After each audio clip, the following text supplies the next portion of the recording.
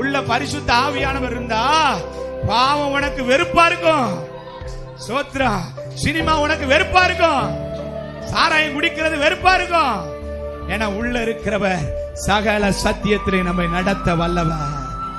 ஆமென் சொல்லுங்க. ஹல்லேலூயா. நான் சொல்றேங்க, பாவத்தோட கடந்து போராடிட்டு கிடக்காத, பிசாசிட்ட போராடாத, தேவ சமூகத்துல முழங்கால் போடு. கர்த்தருடைய பலன் உனக்கு வரும். நீ எதெல்லாம் ஜெயிக்க முடியலன்னு கவலைப்படுறியோ, எதெல்லாம் உன்னை மேற்கொள்ளுதுன்னு பயந்துட்டு இருக்குதியோ, இந்த ஆராதனையில சொல்றேன், அவைகளை மேற்கொள்ளுகிற பலனை கர்த்தர் இந்த நாள்ல உனக்கு கொடுப்பா.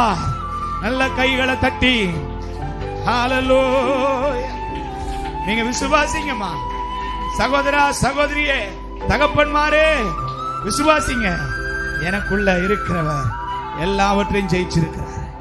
தேவனால் பிறக்கிற மனுஷன் உலகத்தை ஜெயிப்பான்.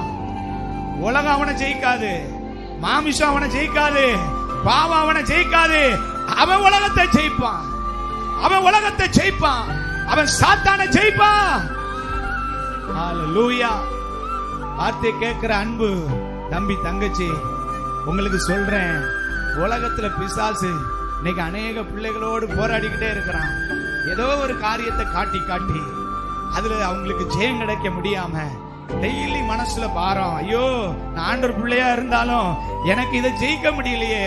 நான் ஆண்டவர் பிள்ளையா இருக்கிறேன், ஆராதனைக்கு போகிறேன், கர்த்தரை ஆராதிக்கிறேன், ஆனா ஏதோ ஒரு குறிப்பிட்ட பாவம் என்ன மீண்டும் மீண்டும் அது விழப்பண்ணி கொண்டே இருக்குது. ஒருவேளை யாராவது அப்படி இருக்கிறீங்களா? நான் சொல்றேன், நீ பாவத்தோட போராடிட்டு இருக்காத.